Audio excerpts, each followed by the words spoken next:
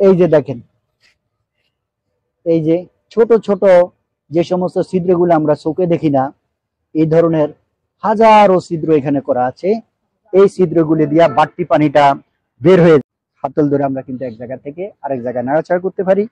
আর আরেকটা সুবিধা হলো যে এই ধরনের ব্যাগ যেমন প্রচন্ড বাতাসেও কিন্তু এটাকে উপড়িয়ে ফেলার কোনো সুযোগ নাই, কারণ এটা বায়ু চলাচল করতে পারে। এই জন্য আপনি যখন তখন সাইডে দিয়া যখন গাছকে খাওয়া দিবেন, খুব অনায়াসে আপনি মাটি নাড়াচাড়া করতে পারতেছেন। আসসালামু আলাইকুম, আহমেদ কবির সাহেবের ছাদ বাগান থেকে আপনাদেরকে জানাচ্ছি আন্তরিক শুভেচ্ছা এবং অভিনন্দন। আজকে যে বিষয়টা নিয়ে আমি হাজির হলাম সেটা হইল গ্রো ব্যাগ বা জিও ব্যাগ যেটাকে বলা হয়। এই গ্রো ব্যাগ সম্পর্কে আমরা যারা নতুন ছাদ বাগানি তাদের জন্য বিশেষভাবে প্রয়োজন, আর যারা পুরানো ছাদ বাগানি তারা কিন্তু ভালো মন্দ সবকিছু জানেন। তো যারা নতুন ছাদ বাগানি তাদের জন্য আজকে আমাদের বিষয় হইল যে ভাই একটা ওই যে খালি এই একটা ড্রাম দেন, যে আমরা কি, হ্যাঁ থাক, ওটা থাকুক, ভিতরে থাকুক। এই যে আমরা এটার মধ্যেও গাছ লাগাই, আবার গ্রো ব্যাগের ভিতরেও গাছ লাগাই। এখন আমাকে জানতে হবে যে এই ধরনের ড্রাম অথবা হাফ ড্রাম বা টিনের কোটা সেগুলা অথবা গ্রো ব্যাগ আমি কোনটা ইউজ করব, কোনটা আমার সুবিধা বেশি বা সুবিধা অসুবিধাগুলো কি, কোনটার জন্য গাছটা সেফ থাকে বা কোন জিনিসটা ব্যবহার করলে আমি আমার গাছের সব দিক থেকে আমি গাছের অক্সিজেন, গাছের মাটি বা এভরিথিং ঠিক থাকবে, আমরা সেই বিষয় নিয়ে আজকে আলাপ করব। এবং এই গ্রো ব্যাগ সম্পর্কে আমি আপনাদেরকে বেশ কতগুলো জিনিস তুলে ধরব। তো তার পরবর্তীতে যাইয়া আমি আমার ভিডিওর শেষের দিকে আমি গ্রো ব্যাগের কোথায় পাওয়া যাবে সে নাম্বারটা দেব, তবে সেটা ভিডিওর শেষের দিকে আমি বলতেছি। তার আগে আমি সুবিধা অসুবিধা, উপকারিতা অপকারিতাগুলা আমি বলে রাখি। আমার এখানে সবগুলোই আমি পার্মানেন্ট ব্যাড করছি। বর্তমানে আমি কিছু গ্রো ব্যাগ আমি গাছ লাগিয়েছি, যেমন এই গাছগুলা আমি গ্রো ব্যাগে লাগিয়েছি। কেন লাগিয়েছি সেটাও আমি বলতেছি। তো প্রথমে আমি আগে বলে রাখি সেটা হলো যে এই ধরনের ড্রামগুলা স্পেস কম, এগুলা রঙের পট। প্রথম কথা হইলো এগুলার স্পেসটা কম, আর এই ধরনের এগুলা স্কোয়ার সাইজ হয় বেশিরভাগই, চতুর্দিকে জায়গা বেশি, যার ফলে এই ধরনের একটা ম্যাচিউর গাছের জন্য যতটুকু মাটির প্রয়োজন ততটুকু আমরা এটার মধ্যে দিতে পারি। এটা হলো প্রথম। দ্বিতীয়ত হইল গাছের জন্য সবচেয়ে ভয়ঙ্কর সেটা হলো পানি নিষ্কাশন। ধরুন আমরা এটা সরান, আমরা এটার নিচে ছিদ্র করলাম, তারপরে কিছু ইটের সুরকি দিলাম, সবই ঠিক আছে, তারপরে বালু দিলাম। আমার প্রশ্ন হলো কোনো কারণে যদি আপনার ড্রেনেজ ব্যবস্থাটা বন্ধ হয়ে যায় তাহলে কিন্তু গাছ শেষ, কারণ আমরা যে পানিটা এখানে দেব সেই পানিটা কিন্তু আউট হবে না। তখন কি হবে? তখন কিন্তু ধীরে ধীরে মাটি স্যাঁতসেঁতে হয়ে যাবে এবং গাছের শিকড়গুলা পচন ধরবে, আর এক সময় গাছটা মারা যাবে। সেই দিক থেকে গ্রো ব্যাগের সুবিধা হলো, যেটা আমি দেখলাম, যে এটাতে এত ছোট ছোট এত বেশি ছিদ্র করা আছে যেটা আমরা খালি চোখে দেখি না। তখন হয় কি, পানিটা দেওয়ার পরে এখানের যে মাটিগুলো আছে তারা তাদের যতটুকু পানি শোষণ করার দরকার ততটুকু শোষণ করে নেয়, আর বাকিটুকু এই ক্ষুদ্র ক্ষুদ্র ছিদ্র দিয়া সুন্দরভাবে বের হয়ে যায়। এতে করে পানি জমাট বাঁধে না এবং গাছের শিকড় ভালো থাকে। আমি যদি আপনাদেরকে দেখাই, এটার নিচে কোথাও কোনো ছিদ্র নাই, কিন্তু এমন অসংখ্য ছিদ্র ছোট ছোট আছে যেটা আমরা খালি চোখে দেখি না। ভাই একটু পানি লন, আমি আমার দর্শকদেরকে দেখাই যে গ্রো ব্যাগের পানিটা কিভাবে বের হয়ে যায়। আচ্ছা, এরপরে সেটা হলো যে আহ, এটা রাখেন, আমি আহ, দেখাবো যে গ্রো ব্যাগের পানিটা কিভাবে সুন্দরভাবে বের হয়ে যায়। তার পরবর্তীতে ডিফারেন্সটা হলো, যেমন এটাতে বা এই ধরনের প্লাস্টিক অথবা টিন বা হাফ ড্রাম বা যাই বলুন না কেন, এটার মাটিটা কিন্তু এক সময় 6 মাস বা 1 বছর পরে মাটিটা শক্ত হয়ে যায়। তখন কিন্তু আমরা যে মাঝে মাঝে যে খাওয়াটা দিই, 3 মাস পর পর 2 মাস পর পর যে খাওয়াটা দিই, এই সাইডের মাটিগুলা এত বেশি হার্ড হয়ে যায় যে আমরা নিচের দিকে খুব একটা যেতে পারি না। আর এই ধরনের গ্রো ব্যাগের ভিতরে সুবিধা হলো আপনার মাটিটা ময়শ্চারাইজার থাকে। কেন ময়শ্চারাইজার থাকে? কারণ এটা বায়ু চলাচল করতে পারে। এই জন্য আপনি যখন তখন সাইডে দিয়া যখন গাছকে খাওয়া দিবেন, খুব অনায়াসে আপনি মাটি নাড়াচাড়া করতে পারতেছেন। তারপরের কথা হলো তাপমাত্রা। প্লাস্টিক জাতীয় জিনিসগুলো যখন প্রচন্ড সূর্যের তাপ পড়ে, এগুলা গরম হয়ে যায়, সাথে সাথে মাটিগুলো গরম হয়, এবং যে গাছের যে শিকড়, শিকড়গুলা উত্তপ্ত হয়ে একসময় গাছটা ঝিমিয়ে যায় বা ঝিমিয়ে পড়ে। কিন্তু এই গ্রো ব্যাগে আপনার সেই সুযোগ নাই। কারণ হলো গ্রো ব্যাগ এটা তাপ সুপরিবাহী, উত্তপ্ত হয় না।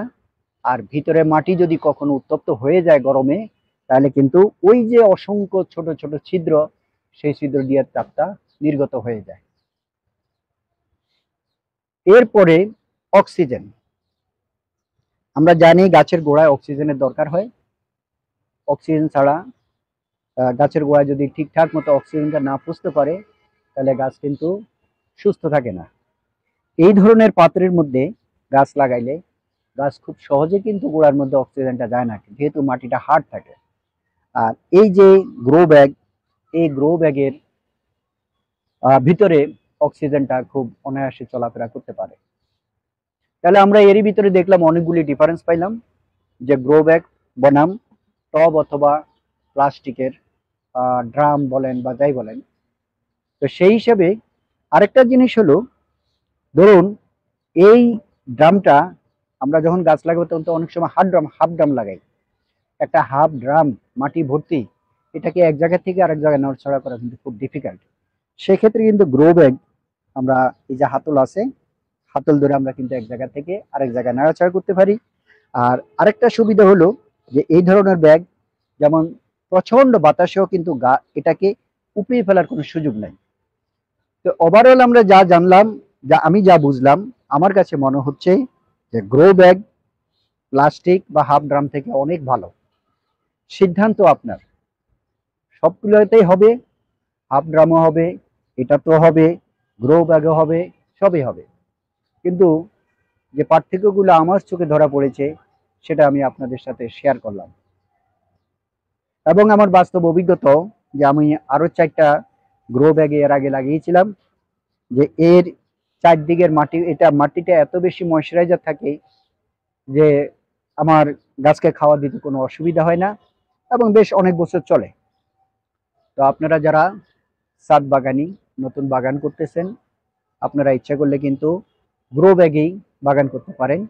এবং গ্রো ব্যাগ বাজারে বহু ধরনের গ্রো ব্যাগ আছে, আপনার ইচ্ছা, আপনি যে কোনো কোম্পানির থেকে ব্যাগ নিতে পারেন।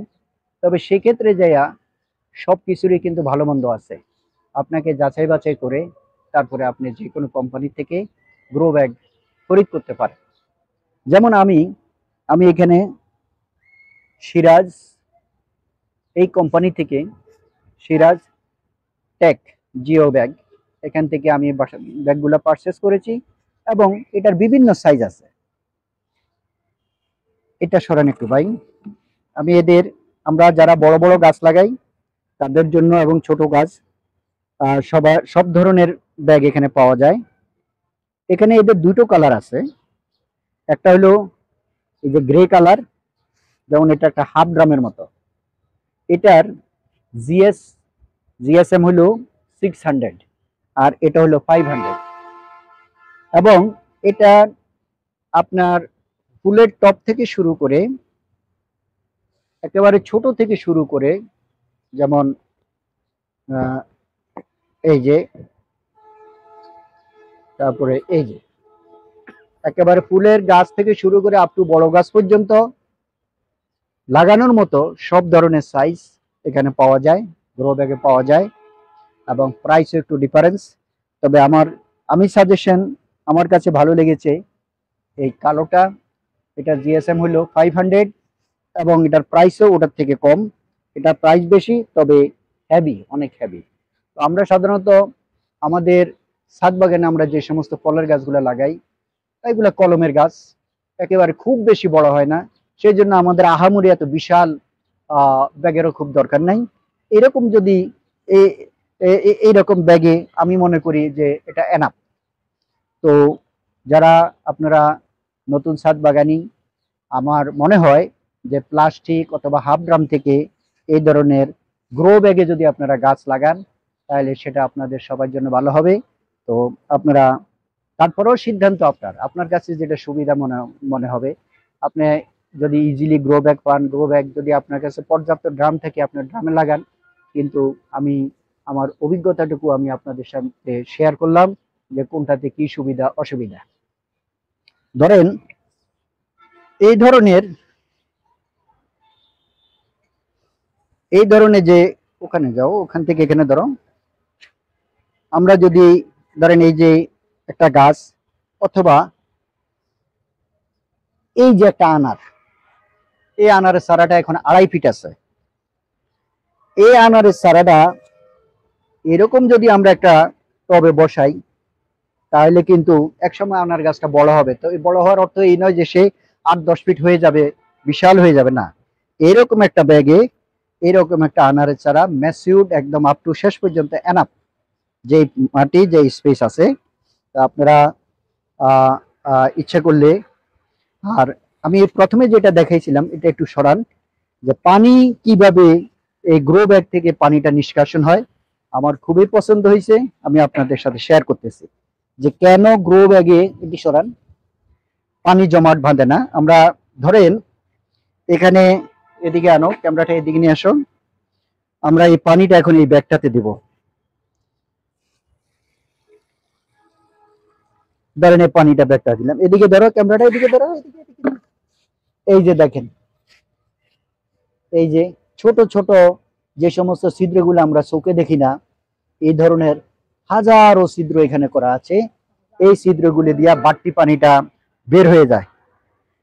তো এটাই হলো গ্রো ব্যাগের সুবিধা। আমি আজকে এই গাছগুলা আমি সেট আপ করেছি এবং সকালে সেট আপ করে এগুলাতে পানি দিয়েছি। আলহামদুলিল্লাহ, এখন মোটামুটি কোনো পানি নাই। তো এগুলা দেখতেও সুন্দর দেখা যায় এবং বেশ নান্দনিক ব্যাপার। তো আমি, যারা গ্রো ব্যাগ করতে চান বা গ্রো ব্যাগে গাছ লাগাবেন, আমার কাছে এই কোম্পানির মালটা ভালো লেগেছে। আমি এর আগেও কয়েকটা আনেছিলাম, এদের থিকনেসটা ভালো, জিএসএম যেটা, এবং কোয়ালিটিটাও ভালো। তো আমি নাম্বারটা বলে দিচ্ছি, আপনারা নাম্বারটা নোট করে রাখেন।